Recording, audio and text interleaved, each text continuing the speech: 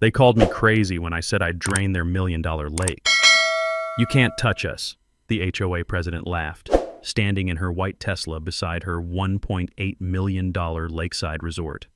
We have lawyers, we have money, and we have power. 3 months later, I'm watching her precious resort sitting in a muddy crater, while expensive boats lie tilted like broken toys in what used to be crystal-clear water.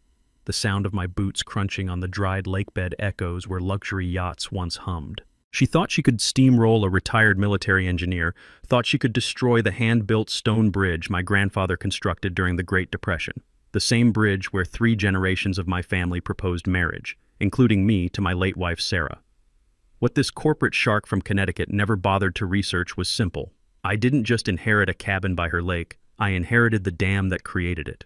What would you do if your HOA destroyed your family's most sacred memory? Drop a comment and let me know where you're watching from. My name is Garrett Donovan, and I'm 52 years old with calloused hands that know the difference between honest work and corporate bullshit. After 20 years in the Army Corps of Engineers building bridges in Iraq and Afghanistan, then another decade in private construction, I thought I'd earned some peace. When my grandfather passed in 2019, he left me his sanctuary, a 1940s fishing cabin on 200 feet of pristine Lake Thornfield shoreline, complete with something money can't buy, a hand-built stone bridge connecting our cabin to the fishing dock. Every morning I hear those weathered wooden planks creak under my boots, the same sound that greeted my grandfather for 60 years as he crossed to check his nets. The bridge witnessed my father proposing to my mother in 1967, and later my own nervous proposal to Sarah in 1998. Autumn leaves dancing on the water below us like nature's confetti. After Sarah's 3-year battle with cancer ended last year, that bridge became my daily pilgrimage, the only place where I could still feel the warmth of 3 generations of love. Lake Thornfield tells upstate New York's story in miniature. 400 acres of natural beauty host weathered family cabins built by blue-collar hands in the 50s. Now neighbors to gleaming McMansions sprouting like invasive species after tech money discovered our hidden paradise. The old-timers understood lake etiquette. Walt Henderson, a Vietnam vet whose Purple Heart sits next to his coffee pot, fixes everyone's boat engines for free. Eleanor Murphy shares vegetables from her lakeside garden and bakes cookies that smell like childhood summers. We fish together, share tools, and mind our own business while pine needles crunch underfoot and cedar smoke drifts from our chimneys. Then 2019 brought the Thornfield Estates development, and with it came Vivian Blackwood like a plague wrapped in white linen. 45, recently divorced from hedge fund millions, armed with a real estate law degree and entitlement that could choke a horse. Her $2.3 million glass palace contained more marble than a Roman museum, strategically positioned to loom over us peasants like a corporate Death Star. Vivian surveyed our lake through designer sunglasses the way Sherman studied Atlanta, calculating what needed burning. Our first encounter happened at Murphy's Country Store, where she stood ahead of me complaining about aesthetic inconsistencies to poor Betty behind the counter. Her white Tesla Model X sat outside like a spaceship that had crash-landed in 1955, while she gestured with manicured nails about property values and community standards. When she turned and spotted my Carhartt jacket and steel-toed boots, her smile turned plastic enough to float. "You must be one of our charming local residents," she purred, pronouncing charming like a diagnosis. 6 months later, Vivian's beautification campaign launched with military precision. Her hit list targeted Walt's 30-year-old base boat, maritime eyesore, Eleanor's vegetable garden, agricultural inappropriateness, and my grandfather's bridge, structurally questionable and aesthetically incompatible. The certified violation notice arrived like a court summons, official letterhead screaming authority she hadn't earned. I marched to her marble fortress with my grandfather's 1943 building permits and county surveys. "Mr. Donovan," she said, opening her door with theatrical patience, "that rustic structure simply doesn't align with our elevated community vision. We're curating a luxury experience, not operating a fishing camp." The scent of expensive candles and legal intimidation filled her foyer as I spread historical documents across her imported Italian countertop. This bridge predated her HOA by 70 years, I explained, legally grandfathered, historically protected, and absolutely none of her business. Vivian's response was a smile sharp enough to gut fish. "How delightfully naive. The community has voted, Mr. Donovan, and democracy is such a beautiful thing when it serves progress. Her fingers drummed against marble like a countdown timer.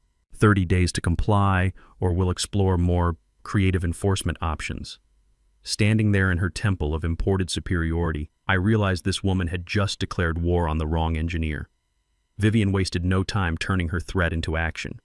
3 days after our marble countertop confrontation, she called an emergency HOA board meeting scheduled for 7 p.m. on a Tuesday when most working folks couldn't attend. The venue? Her own living room, naturally, with its floor-to-ceiling windows overlooking the lake like a corporate boardroom designed to intimidate. When I arrived, the smell of expensive coffee and fresh pastries couldn't mask the stench of a rigged game. She'd packed the room with her cronies from Thornfield Estates, 6 families who'd moved in during the past 2 years, all driving cars that cost more than my annual pension.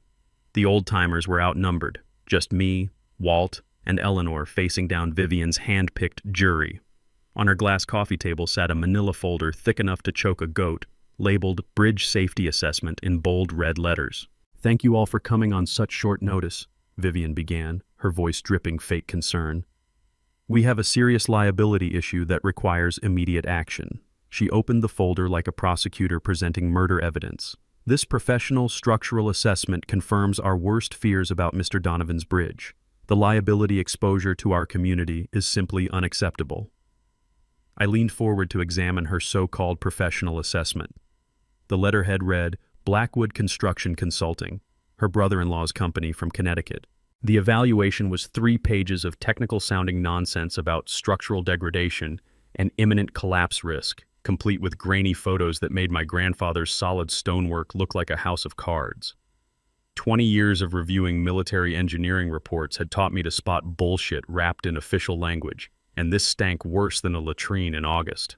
"This assessment is fraudulent," I said, my military directness cutting through her corporate theater. "Your brother-in-law has never set foot on my property, and this bridge has survived 70 years of upstate winters. It'll outlast half the McMansions around this lake." Vivian's smile turned predatory. "Mr. Donovan, personal attacks won't change the facts. The community's safety must come first." She gestured to her audience like a game show host revealing prizes. "All in favor of requiring immediate bridge removal to protect our shared property values and personal safety?" 7 hands shot up faster than a Marine Corps salute. The vote wasn't even close. 7-3 for demolition, with a 30-day compliance deadline and $500 daily fines until I surrendered.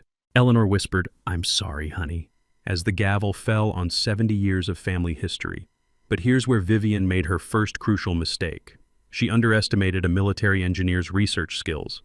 While she celebrated her victory with champagne and self-congratulation, I spent the next week camped at the county courthouse, digging through filing cabinets older than disco music. The musty smell of deteriorating paper and forgotten battles filled my nostrils as I searched for ammunition. My father had always told me that property disputes were won in dusty file rooms, not fancy boardrooms, and I remembered his advice about checking every document twice before accepting defeat. The breakthrough came buried in a 1943 county survey map, yellowed with age but crystal clear in its implications. My grandfather's bridge sat squarely on a county easement, public right-of-way that predated any private development. I'd learned during my Corps days that easements were like military chain of command. Once established, they trumped everything below them. The HOA had exactly 0 jurisdiction over county property regardless of what their lawyers claimed. Even better, I discovered that HOA bylaws specifically exempt pre-existing structures with demonstrated historical significance from removal requirements. My bridge qualified on both counts, built in 1943, documented in county records, and representing the area's Depression-era heritage. Vivian's legal team had either done sloppy research or deliberately ignored inconvenient facts. Armed with this legal dynamite, I returned to Vivian's next board meeting carrying a briefcase that felt heavier than my Army demolitions kit. This time, I'd invited County Clerk Patricia Santos, a no-nonsense woman who'd been dealing with property disputes since before Vivian learned to spell Connecticut. "Ladies and gentlemen," I announced, standing in Vivian's pristine living room like David facing Goliath, "I have some interesting news about jurisdiction and legal authority." The silence in that room was so thick you could taste the defeat brewing. Patricia spread the county maps across Vivian's coffee table, her official seal gleaming under the designer lighting. "The bridge in question sits entirely within county easement boundaries," she explained with bureaucratic precision. The HOA's removal vote exceeds their legal authority and is therefore null and void. Vivian's face went through more color changes than a traffic light. That's impossible. We did our research. We followed proper procedures. Your research was incomplete, Patricia replied, her tone carrying the weight of official finality. County easements supersede all private covenants and HOA regulations. This bridge stays exactly where it is. The room's temperature seemed to drop 20 degrees as Vivian's carefully constructed victory crumbled like her brother-in-law's fake assessment. Her fingers drummed against marble with increasing intensity, the sound like bullets tapping against armor. "You may have won this battle, Mr. Donovan," she said through gritted teeth, "but the war is far from over. There are many ways to encourage community cooperation." Standing there watching her squirm, I realized I'd just kicked a hornet's nest, and hornets always swarm back angrier. Vivian's promise of many ways to encourage community cooperation materialized faster than mold in a damp basement. Within a week, she'd switched from frontal assault to guerrilla warfare, launching what I can only describe as death by 1,000 paper cuts. My morning fishing routine, 5:30 a.m. boat engine startup to catch the best bass, suddenly became a noise ordinance violation. My fishing tackle, visible from the water and stored exactly where my grandfather had kept it for 60 years, was now an unsightly storage issue affecting community aesthetics. The harassment campaign rolled out with military precision that would have impressed my old drill sergeant. Vivian had hired a professional HOA enforcement company, headed by a weaselly inspector named Craig Nipple, who showed up every Tuesday with his clipboard and measuring tape like some kind of suburban Gestapo. The sound of his clipboard clicking as he documented imaginary infractions became the soundtrack to my summer mornings. Craig cited me for grass height. Apparently 3.2 inches exceeded the 3-inch maximum by a criminal margin. My dock's weather-beaten cedar planks needed immediate pressure washing to meet water feature maintenance standards. Even my boat cover's forest green color was deemed inconsistent with approved earth tone palette guidelines that nobody had ever mentioned before. Each violation carried a $200 fine plus $50 daily escalation fees that would make a loan shark blush. But Vivian's most insidious weapon was her whisper campaign. At Murphy's Country Store, the post office, even the damn gas station, she'd appear like a well-dressed vulture spreading poison about my hostility to community improvement, and how I was dragging down everyone's property values. I'd catch fragments of conversations that stopped when I walked in. Unstable veteran, refuses to cooperate, making life difficult for everyone. The social isolation hit harder than enemy fire ever had. Neighbors who'd waved for years suddenly found their windshields fascinating when I drove past. Even Betty at the country store started avoiding eye contact, though she'd slip me an extra coffee packet with a sympathetic wink when Vivian wasn't looking. That's when I realized I wasn't fighting this battle alone. Walt found me on my dock one evening, nursing a beer and watching the sunset paint the lake gold. "This bullshit reminds me of Saigon," he said, settling his weathered frame into my spare chair. "Bureaucrats in clean uniforms making life hell for people doing honest work." Turns out Vivian had been systematically targeting every old-timer around the lake. Eleanor got cited for her agricultural inappropriateness, the vegetable garden that had fed half the neighborhood for 20 years. Murphy, our local contractor, faced violations for storing his work truck in his own driveway. Walt's beloved bass boat was deemed a maritime eyesore that needed immediate cosmetic upgrades or removal. During my core training, we'd learned about selective enforcement as a psychological warfare tactic used by occupying forces. Target specific individuals to create fear and compliance in the broader population. Vivian was running the same playbook, and I remembered reading about HOA harassment cases where selective enforcement actually invalidated the association's legal authority if you could prove discriminatory patterns. The surveillance discovery came by accident.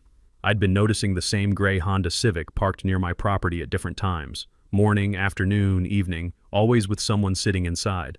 When I finally confronted the driver, cigarette smoke and cheap cologne wafted through his rolled-down window as he fumbled for his license. Private investigator hired by the HOA for Community Safety Assessment and Property Value Protection Research. "What exactly are you investigating?" I asked, keeping my voice military calm despite wanting to drag him out through the window. "Just documenting activities that might impact community standards," he mumbled, clearly uncomfortable with direct confrontation. "Nothing personal, just business." but it was about to get very personal. That night, I installed better security cameras around my property, focusing on the dock and bridge area. Call it military paranoia, but something in Vivian's desperate energy suggested she was preparing for escalation beyond legal harassment.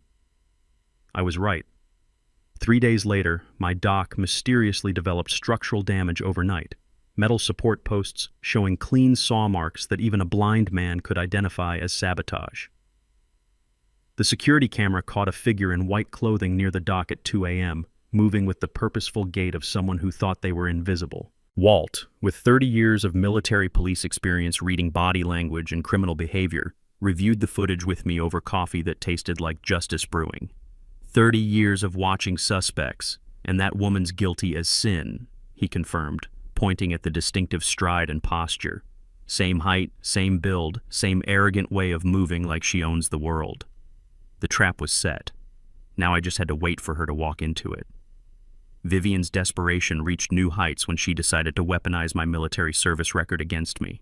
2 weeks after the dock sabotage, she filed a formal complaint with the county about my increasingly erratic and paranoid behavior, complete with cherry-picked testimonies from her Thornfield Estates cronies about my wild accusations and hostile confrontations. The woman had somehow obtained my service records, probably through her ex-husband's corporate connections, and discovered my minor PTSD diagnosis from Iraq deployment. The wellness check ambush arrived on a crisp Thursday morning while I was performing my usual dock maintenance routine. Sheriff's Deputy Maria Santos pulled into my driveway with Vivian trailing behind in her white Tesla like a vulture following a hearse. The deputy's radio crackled with morning dispatch chatter as Vivian launched into her performance, complete with concerned neighbor act and trembling voice. "Officer Santos, we're just so worried about Mr. Donovan," she said, dabbing her eyes with a tissue that appeared magically from her designer purse.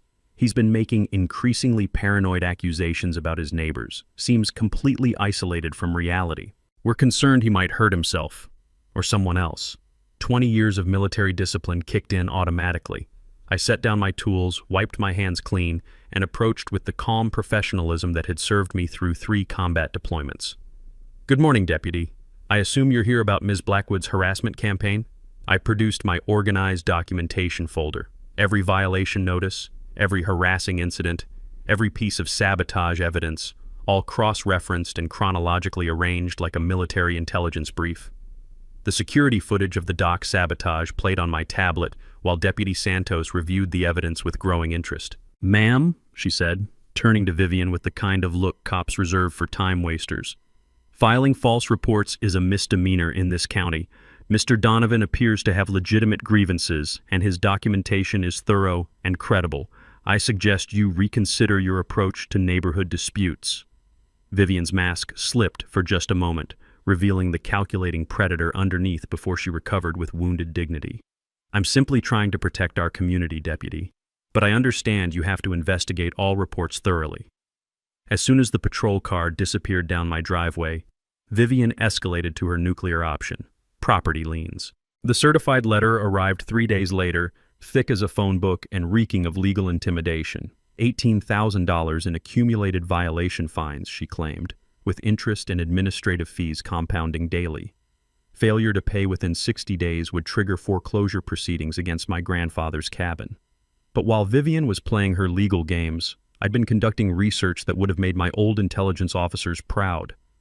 A week of deep diving through county records, state archives, and historical documents had revealed something she never saw coming. The story of Lake Thornfield's creation was far more complex than anyone realized, and buried in those dusty files was the key to ending this war permanently. Lake Thornfield wasn't natural, it was artificial, created by the Thornfield Valley Development Company's dam construction project in 1952. When that company went bankrupt in 1978, the dam ownership transferred to the county, then got sold to a private owner in 1981 to settle outstanding debts. The buyer? My grandfather's estate trust, which meant I'd inherited something far more powerful than a fishing cabin.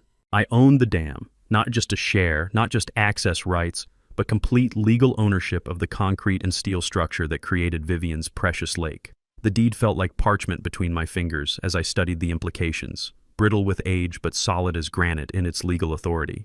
From my engineering training, I knew that artificial lakes operated under different water rights laws than natural bodies. Property owners bought their lakefront land with assumptions about permanent water access, but no legal guarantees. As dam owner, I controlled water levels completely, and environmental regulations actually protected my right to drain the lake for maintenance purposes. My water rights attorney, Rebecca Sterling, confirmed what I'd suspected during our consultation in her downtown office that smelled like leather-bound law books and decades of legal victories. Mr. Donovan, you hold what we call superior water rights. The dam creates the lake, you own the dam, therefore you control the lake. It's that simple. The environmental angle provided perfect cover. State records showed Lake Thornfield was due for mandatory dewatering inspection under environmental safety regulations, something required every 25 years that hadn't been done since 1998. I could drain that lake for essential maintenance and environmental compliance, and there wasn't a damn thing Vivian or her lawyers could do to stop me. But here's where it got really interesting. Vivian's entire financial empire was leveraged against that lake remaining full. Her $1.8 million resort project was funded through high-interest development loans, with covenants requiring premier lakefront location status. Without water access, property values would plummet 60 to 70%, triggering loan defaults that would collapse her entire investment portfolio. I didn't just hold the trump card, I held the nuclear option. The complete picture of my nuclear option crystallized during a late-night research session in my cabin, surrounded by legal documents and engineering manuals that painted a devastating scenario for Vivian's empire. I didn't just own the dam, I owned exclusive rights to control Lake Thornfield's water levels, backed by 70 years of legal precedent and environmental regulations that made my authority absolutely bulletproof. The 1970s drought cases I'd discovered established ironclad precedent. Dam owners' water management authority superseded all other property interests, including lakefront access rights. When artificial lakes faced environmental stress, the dam owner could drain them partially or completely for maintenance, fish habitat restoration, or infrastructure inspection. The courts had consistently ruled that recreational and residential interests took second place to environmental stewardship and public safety, but the environmental compliance angle was pure gold. State Environmental Agency records confirmed that Lake Thornfield was overdue for mandatory dewatering inspection, a comprehensive structural assessment requiring complete drainage every 25 years. The last inspection happened in 1998, making current compliance 17 years overdue. I could file the required paperwork, drain the lake for essential environmental maintenance, and every environmental lawyer in the state would defend my actions as responsible stewardship. The financial intelligence I'd gathered on Vivian revealed her vulnerability was even greater than I'd imagined. Her Lakeside resort project wasn't just an expensive hobby. It was a leveraged bet-the-farm investment funded through multiple high-interest development loans. The loan covenants I'd researched through public financing records required maintaining premier lakefront destination status throughout the development period. Without lake access, her resort would become a muddy crater worth maybe 30 cents on the dollar. Even more devastating, Vivian had borrowed against multiple properties to fund this venture, creating a house of cards that would collapse if any single element failed. Her Greenwich mansion, her Connecticut investment properties, even her precious Tesla were collateral against loans that would become immediately callable if the resort project lost its lakefront status. The timing couldn't be more perfect. Memorial Day weekend was 6 weeks away, exactly when Vivian had scheduled her resort's grand opening extravaganza. She'd already pre-sold vacation packages worth $400,000 for the summer season, with local newspapers running promotional stories about the luxury lakeside destination bringing sophisticated tourism to upstate New York. The media attention meant her failure would be spectacularly public. My consultation with Rebecca Sterling confirmed every legal avenue was secured. The environmental paperwork requires 30 days public notice, she explained, spreading the forms across her conference table like battle plans. File these documents and you'll have unstoppable legal momentum. No court in the state would grant an injunction against required environmental compliance. The engineering solution was elegantly simple. Lake Thornfield's dam system included auxiliary spillway controls that allowed selective drainage targeting specific areas. I could lower the water level 8 to 12 feet, which would strand Vivian's resort and the newest McMansions while maintaining adequate water access for the upstream old-timer properties. Surgical precision, destroy her investment while protecting my neighbors. The moral calculation had kept me awake for 3 nights running. Draining the lake would affect the entire community, not just Vivian. But as I studied the dam's technical specifications and environmental impact data, I realized this wasn't just revenge, it was genuinely beneficial environmental action. Lower water levels would improve fish spawning habitat, reduce algae blooms that had plagued recent summers, and allow maintenance that would benefit the lake's long-term health. Vivian had spent months trying to destroy something precious to me. Now I held the power to destroy something precious to her, with the added bonus of environmental improvement and legal protection. The irony was perfect. She'd attacked my family legacy using legal technicalities, and I was about to end her financial empire using environmental regulations she'd never bothered to research. Sitting in my grandfather's cabin, surrounded by the evidence of my upcoming victory, I felt something I hadn't experienced since Sarah's death: the satisfaction of a plan coming together perfectly. Vivian had wanted to play hardball with a military engineer. Now she was about to learn why that was the worst mistake of her privileged life. The paperwork was ready. The legal foundation was solid. The environmental justification was bulletproof.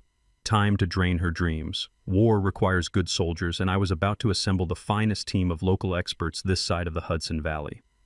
My first recruit was Walt Henderson, whose 30 years of military police experience and natural suspicion of authority made him perfect for operational security and intelligence gathering. Eleanor Murphy brought decades of teaching experience that translated into community relations and public messaging. Nobody could spin a story like a retired English teacher who dealt with hostile school boards. Murphy, the contractor, provided technical expertise on dam operations, having worked on similar projects throughout the region. But my secret weapon was Marcus Anderson, the county environmental inspector who owed me a favor from our shared deployment in Afghanistan. Marcus could provide official environmental cover and ensure all bureaucratic requirements were met with military precision.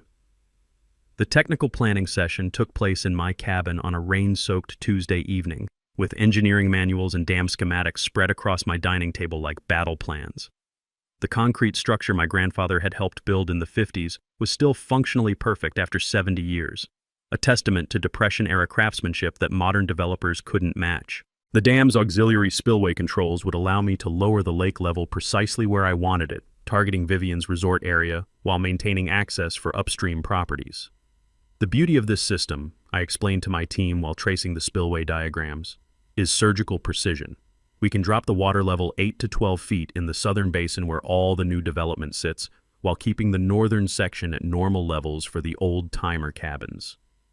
The concrete hummed with contained power beneath our feet as we stood on the dam walkway, decades of held-back water thrumming like a sleeping giant waiting for orders. Rebecca Sterling, my water rights attorney, had crafted a legal strategy that was absolutely bulletproof. Environmental impact assessment forms for routine maintenance dewatering would be filed with state and federal agencies, creating unstoppable bureaucratic momentum. Once those official documents entered the government machinery, no private party could halt the process without proving environmental harm, which was impossible since our action would actually improve the lake's ecological health. The government regulations Rebecca had researched became our greatest weapon. Environmental compliance paperwork created legal immunity for actions that might otherwise seem controversial. Every form, every notification, every required study would be filed in perfect bureaucratic order, making our drainage operation not just legal, but officially mandated by state environmental law. Eleanor's public relations campaign positioned our drainage as responsible environmental stewardship rather than personal revenge. Her messaging focused on restoring the lake to natural seasonal levels that would benefit fish spawning, reduce algae blooms, and allow critical infrastructure maintenance. The historical angle presented our action as returning to traditional water management practices that had sustained the lake for generations. "We're not attacking anyone," Eleanor explained during our strategy session, her teacher's instincts for narrative control shining through. "We're protecting our community's environmental heritage from short-sighted development that threatens the lake's long-term health." Her coffee and conspiracy kitchen meetings with sympathetic neighbors created grassroots support for what others might see as destructive action. Walt's intelligence gathering operations revealed that Vivian's resort construction was already behind schedule and over budget, with investors getting increasingly nervous about the project's viability. Financial pressure was making her take desperate measures to secure additional funding, including leveraging properties she couldn't afford to lose. The surveillance rotation Walt established confirmed that she was spending sleepless nights dealing with contractor disputes and cost overruns. Marcus Anderson's official dam safety inspection provided perfect bureaucratic cover for our operation. His environmental agency mandate identified routine maintenance requirements that justified temporary drainage within 60 days, creating legal urgency that Vivian couldn't challenge. The beauty of government regulations was their immunity to private party objections. Once environmental compliance was required, personal convenience became irrelevant. Our psychological warfare phase began with strategic information leaks. Marcus filed official environmental paperwork that created public record trails, letting rumors of possible maintenance issues circulate naturally through the community. Legal documents with official seals arriving at county offices created intimidation factor that money couldn't buy, building pressure on Vivian without revealing our ultimate intentions. The contingency planning covered every possible challenge. Multiple environmental justifications were prepared in case of legal challenges. Sympathetic local reporters were briefed for positive coverage, and financial protections ensured my own property value impacts would be minimized. Most importantly, we planned for complete water level restoration after the maintenance period, demonstrating good faith environmental stewardship. Memorial Day weekend timing was perfect for maximum psychological impact on Vivian's resort opening. The final preparations included studying dam operation manuals, testing equipment functionality, and installing environmental monitoring systems to document everything. Every action would be photographed and legally justified, creating an unassailable record of responsible environmental management. Coffee and whispered strategies filled Eleanor's kitchen with warmth and determination as we finalized our plans. After months of harassment and legal intimidation, we were finally ready to show Vivian that some battles are won with engineering knowledge rather than expensive lawyers. Vivian's intelligence network was better than I'd given her credit for. Somehow she'd caught wind of my courthouse visits and environmental paperwork filings, though she completely misread their significance. Assuming I was researching property law to defend against her lien threats, she decided to eliminate my trump card before I could play it. Her solution? Hire Rex Hardwick and his crew for emergency dam maintenance that would conveniently disable the spillway controls. The sabotage attempt unfolded like a bad heist movie. At 2:30 a.m. on a moonless Thursday, Rex's crew arrived at the dam with cutting torches and hydraulic tools, planning to damage the spillway mechanism beyond immediate repair. What they didn't count on was Walt's military-grade surveillance operation, complete with night vision cameras and motion sensors that would make the Pentagon jealous. Walt's voice crackled through my radio at 2:45 a.m. Tango down at the dam, 3 subjects with power tools attempting to access spillway controls. The night vision footage was crystal clear. Rex and 2 accomplices cutting through security fencing, carrying equipment specifically designed to disable water management systems. Metal tools clanged against concrete as they worked, their headlamps bobbing like fireflies in panic when Walt and I emerged from the shadows with our own lights blazing. "Just doing my job, buddy," Rex stammered when we caught him red-handed with a cutting torch inches from the spillway control housing. Cigarette smoke and nervous sweat made the night air thick with guilt as he fumbled for explanations that wouldn't hold water in a paper cup. "Your job doesn't include trespassing on county infrastructure and attempting to sabotage water management systems," I replied, keeping my voice military calm while Walt documented everything with his camera. "That's called criminal conspiracy, and it carries federal charges when you mess with environmental infrastructure."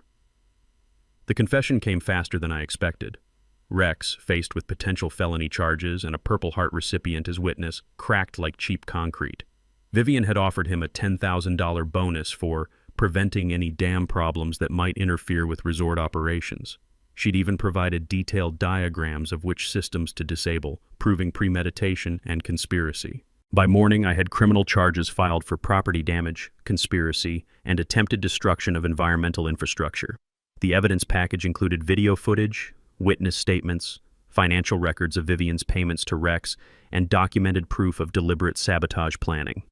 Sheriff's Department took the case seriously. Infrastructure attacks carried serious federal implications, especially when they involved water management systems. But Vivian wasn't finished. Faced with criminal exposure and sensing her empire crumbling, she launched a preemptive media campaign to frame herself as the victim of my unstable neighbor vendetta. Social media posts flooded local Facebook groups with sympathy-seeking narratives about harassment and persecution. She even hosted an emergency community meeting at the country club, complete with catered refreshments and professional presentation materials. The community split deepened into open warfare. Property lines became battle lines, with lakefront residents forced to choose sides between old money environmental stewardship and new money development priorities. Real estate agents began warning potential buyers about ongoing neighborhood disputes affecting property values. Family barbecues and community events became impossible as neighbors avoided each other like opposing armies during a ceasefire. Vivian's desperation peaked when she approached me directly with a bribery attempt. The confrontation happened at Murphy's Country Store, where she cornered me between the fishing tackle and the beef jerky with an envelope thick enough to choke a horse. $50,000 cash, she offered, to resolve neighborhood tensions and restore community harmony. "Everyone has a price, Mr. Donovan," she said, her voice carrying the confidence of someone who'd bought her way out of every problem. "What's yours?" I activated my phone's recording app before responding. "Some things aren't for sale, especially not to people who try to destroy them first. Keep your dirty money, Vivian. You're going to need every penny for legal fees." Her political pressure campaign was equally desperate and equally ineffective.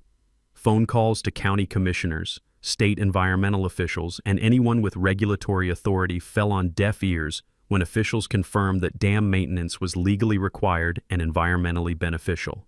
Government bureaucrats don't respond well to pressure from private citizens trying to interfere with official environmental compliance. The resort investor crisis began when her financial backers learned about potential lake drainage through public legal filings. Panicked phone calls and emergency meetings filled Vivian's calendar as investors demanded explanations and guarantees she couldn't provide. Bank officials began questioning the viability of lakefront development projects with uncertain water access, creating financial pressure that made her increasingly erratic. Meanwhile, I maintained strategic patience, allowing legal and bureaucratic processes to build unstoppable momentum. Spring mornings carried the scent of victory and fresh possibility across the still full lake as environmental permits moved through official channels. Old-timers rallied around our environmental stewardship message while Vivian exhausted herself fighting unwinnable battles against government regulations and criminal charges. The trap was set, baited, and ready. All that remained was watching her walk into it. Vivian's last-ditch legal challenge came through the most expensive environmental law firm money could buy, a Manhattan outfit that charged more per hour than most people made in a week. Her emergency court motion to stop the dam maintenance read like a desperate woman's fever dream, claiming environmental damage, community harm, and economic devastation if I proceeded with the legally mandated drainage. The court hearing took place on a gray Tuesday morning in the county courthouse that smelled like old wood and faded justice. Judge Patricia Kellerman, a no-nonsense woman who'd been presiding over property disputes since before Vivian discovered upstate New York, reviewed every piece of environmental documentation with the thoroughness of a military inspection. My water rights attorney had prepared a legal brief thick enough to stop bullets, complete with 70 years of precedent and environmental regulations that made my authority absolutely clear. "Your Honor," Vivian's lawyer argued with the kind of desperation that comes with billable hours and impossible clients, "this drainage would constitute environmental vandalism of a pristine recreational ecosystem." Judge Kellerman's response was swift and brutal. "Counselor, the defendant's documentation clearly establishes his legal authority over water management. Furthermore, the state environmental agency has mandated this maintenance as overdue compliance. This court will not interfere with legally required environmental stewardship based on speculative economic concerns." The judicial rebuke was perfect. Injunction denied, maintenance must proceed as scheduled, and Vivian was responsible for $40,000 in legal fees she couldn't afford. Her face went through more color changes than a mood ring as her lawyer packed up his briefcase with the defeated efficiency of someone billing for a lost cause. But defeat only made Vivian more dangerous. Her character assassination campaign against me intensified with social media accounts posting anonymous complaints about my dangerous mental state and paranoid behavior. She somehow obtained my service medical records through her ex-husband's corporate connections, spreading whispers about PTSD and veteran instability that made my blood boil with righteous fury. The anonymous tip strategy revealed just how far she'd fallen. EPA complaints about suspicious chemical storage near the dam, Fish and Wildlife reports about illegal habitat modification, even Homeland Security tips about potential infrastructure terrorism flooded government offices with false allegations. Every agency that investigated confirmed my activities were legal and proper, but the harassment wasted taxpayer resources and painted Vivian as an increasingly unhinged nuisance. My media strategy countered her smear campaign with scientific credibility and environmental responsibility. The local environmental reporter, Jake Morrison from the County Herald, had covered water issues for 20 years and immediately recognized the ecological benefits of periodic dewatering. His interview with me focused on fish habitat restoration, algae reduction, and the scientific necessity of infrastructure maintenance.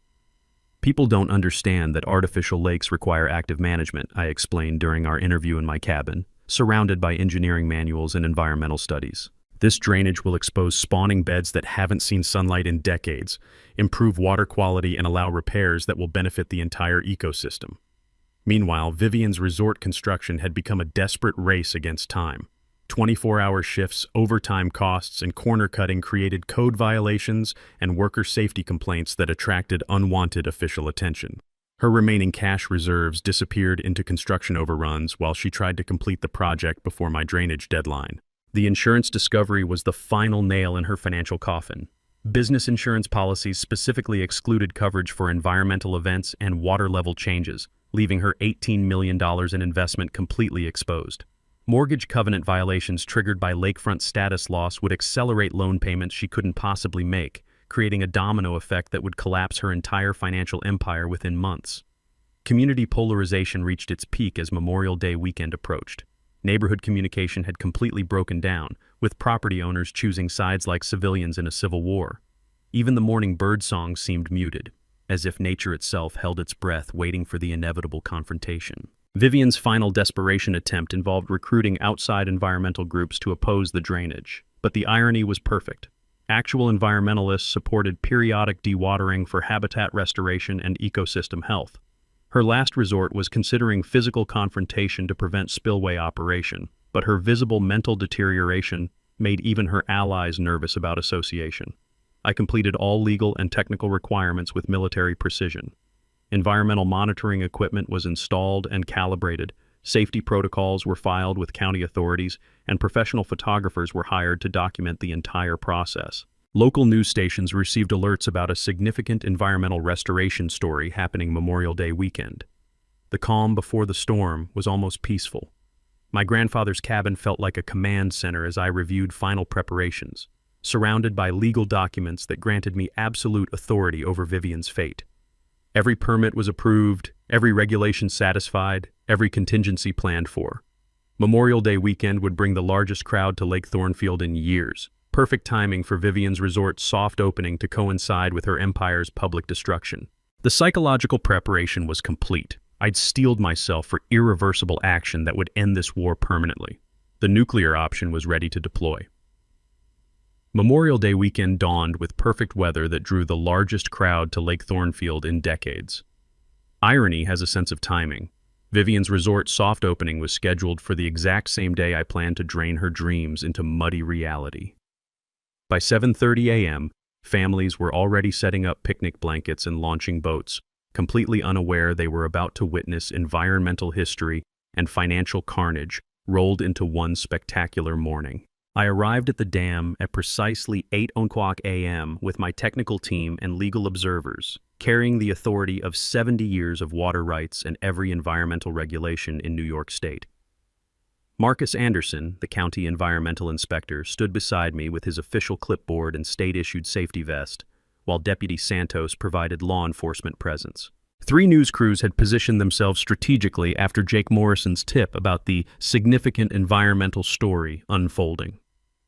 Morning mist rose from the doomed lake surface like ghosts of future memories as I approached the spillway controls. The concrete structure hummed with contained power beneath my feet, decades of accumulated water pressure waiting for my command.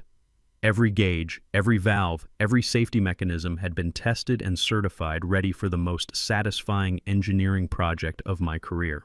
That's when Vivian arrived, like a general leading her final charge. Her white Tesla screeched into the dam parking area, followed by 3 SUVs carrying resort investors, construction crews, and 2 hired security guards who looked uncomfortable about their assignment. Her designer heels clicked against concrete as she marched toward us with the desperate energy of someone watching their empire crumble in real time. "You can't do this!" she screamed, her composed facade completely shattered in front of cameras, community members, and the financial backers who'd trusted her with millions. "You're destroying everything. This is my life's work." The public meltdown was even more spectacular than I'd hoped. Vivian's perfectly styled hair came undone as she gestured wildly, her white linen outfit wrinkled from sleepless nights dealing with construction disasters and loan covenant violations. The woman who'd terrorized our community for months was reduced to emotional breakdown before an audience of hundreds. Deputy Santos stepped forward with the calm authority that comes from dealing with desperate people. "Ma'am, Mr. Donovan has full legal authority for this maintenance operation. State environmental regulations require immediate compliance. You need to step back and let him proceed." Marcus Anderson held up his official inspection order, the state seal gleaming under morning sunlight like a badge of environmental justice. "This dewatering operation is mandated by New York State environmental compliance regulations. Any interference constitutes obstruction of official environmental protection activities." Vivian's hired security team took one look at the law enforcement presence and official documentation before stepping aside. Even expensive muscle won't fight county sheriffs and state environmental inspectors over a wealthy woman's temper tantrum. The news cameras captured every moment as I placed my hand on the spillway control wheel. 150 neighbors, investors, and curious onlookers watched as 70 years of water rights and environmental stewardship came together in a single mechanical action. The crowd held its collective breath as metal groaned and water began its controlled escape from Vivian's artificial paradise. The first hour was magic. Water levels dropped 2 feet, exposing previously hidden shoreline and revealing decades of natural artifacts buried beneath Vivian's luxury facade. Her resort's boat dock began showing pilings as expensive watercraft listed awkwardly in the retreating water. The sound of water flowing backward through time carried the satisfaction of justice finally served. Vivian's investors watched their lakefront investment transform into worthless mudflat before their eyes. Loan officers and financial advisors huddled in emergency consultation as property values evaporated faster than morning mist. The resort opening day became a disaster documentary, with catering trucks and promotional banners looking absurd against the backdrop of draining prosperity. By noon, the lake level had dropped 6 feet, completely stranding Vivian's resort and the newest McMansions while maintaining adequate water for upstream old-timer properties. Fish habitats emerged blinking into sunlight for the first time in decades, and water quality improvement was immediately visible as sediment settled and clarity improved. When Jake Morrison asked for my statement on camera, I delivered the line I'd been practicing for weeks. This isn't about victory over any individual. It's about being a responsible steward of the environment my grandfather helped create. Some people build legacies that last generations. Others just build resentment that destroys communities. The technical explanation flowed naturally. Calm, professional description of environmental benefits, fish spawning habitat restoration, and infrastructure maintenance that would improve the lake's long-term health. Every word was legally bulletproof and environmentally justified, making me look like a conservation hero rather than someone settling personal scores. The community reaction was immediate and transformative. Old-timers felt vindicated in their environmental concerns, while many newer residents realized they'd been manipulated by Vivian's agenda. Property revelation came as lower water levels exposed natural beauty hidden for decades, and neighbors began talking across factional lines for the first time in months. Vivian's complete collapse was total and public. Deputy Santos had to restrain her from attempting to physically attack the spillway controls as her financial empire crumbled in real time before cameras and community witnesses. 6 months later, I'm sitting on my grandfather's restored stone bridge watching the most spectacular sunrise Lake Thornfield has seen in decades. The water sparkles with crystal clarity that would make a jeweler weep, teeming with fish populations that have increased 40% since the environmental restoration. State environmental agencies now use our project as the gold standard for artificial lake management, hosting quarterly workshops that bring conservation experts from across the Northeast. Vivian's complete downfall was swift and absolute. The resort project collapsed into bankruptcy within weeks of the drainage, taking her entire financial empire down like a house of cards in a hurricane. Forced to sell her lakefront mansion at 50 cents on the dollar to pay crushing debts, she fled back to Connecticut with her tail between her legs and a criminal conviction for conspiracy and property damage on her record. The local business community treats her name like a toxic waste warning. Nobody wants to be associated with the woman who tried to destroy a Purple Heart veteran's family legacy. The community transformation has been nothing short of miraculous. Former enemies now work side by side on lake conservation projects, unified by shared environmental goals and mutual respect for responsible stewardship. Property values have increased 15 to 20% thanks to improved water quality and enhanced recreational opportunities. Our annual Lake Stewardship Day has become the highlight of the summer calendar, drawing families from neighboring counties to celebrate environmental responsibility and community cooperation. Democratic HOA elections swept out Vivian's cronies and installed leadership focused on environmental protection rather than aesthetic control. The new board's first act was officially recognizing pre-existing structures like my bridge as community heritage assets, deserving protection and celebration. Walt Henderson now serves as security liaison. Eleanor Murphy heads the Community Relations Committee, and Marcus Anderson provides environmental consulting that keeps us ahead of all regulatory requirements. My personal healing has been as dramatic as the lake's restoration. Successfully defending my family legacy while improving the environment gave me purpose I hadn't felt since Sarah's death. The County Environmental Advisory Committee elected me as chairman, channeling my engineering expertise and military leadership into projects that benefit the entire region. Most importantly, I've found companionship again. Eleanor's sister Janet moved up from Albany after her retirement, and we've discovered that shared values and mutual respect make excellent foundations for new relationships. The practical knowledge sharing has become a regional phenomenon. My guide for property owners facing HOA overreach gets downloaded thousands of times monthly, while the water rights workshops I conduct with state agencies have empowered communities across New York to assert their environmental protection rights. Government regulations, properly understood and strategically applied, become powerful weapons against petty tyrants who mistake authority for wisdom.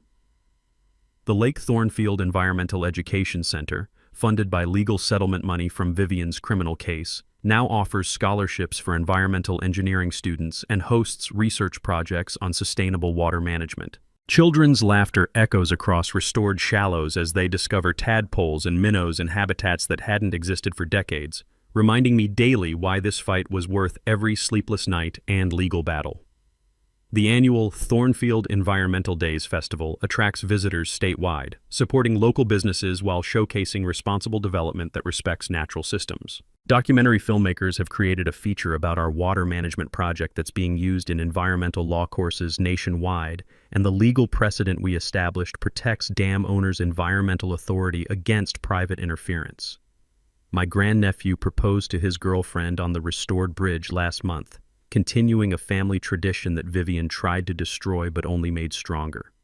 3 generations of proposals, 3 generations of love, and now the promise of 3 more generations who'll watch sunrise paint this perfect water gold and understand that some victories are worth more than money.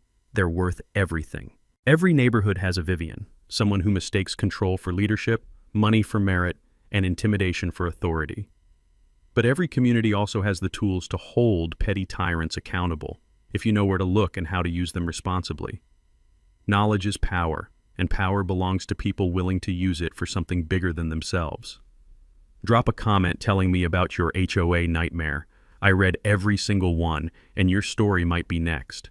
Subscribe and hit the bell if you want to see more stories about ordinary people who refuse to be bullied and found extraordinary ways to fight back using nothing but determination, research, and respect for the law. As I finish writing this, morning fish are jumping and mist rises from crystal clear water that 3 generations of my family have called home. Some legacies are built with concrete and steel. Others are built with love, respect, and the courage to defend what matters most.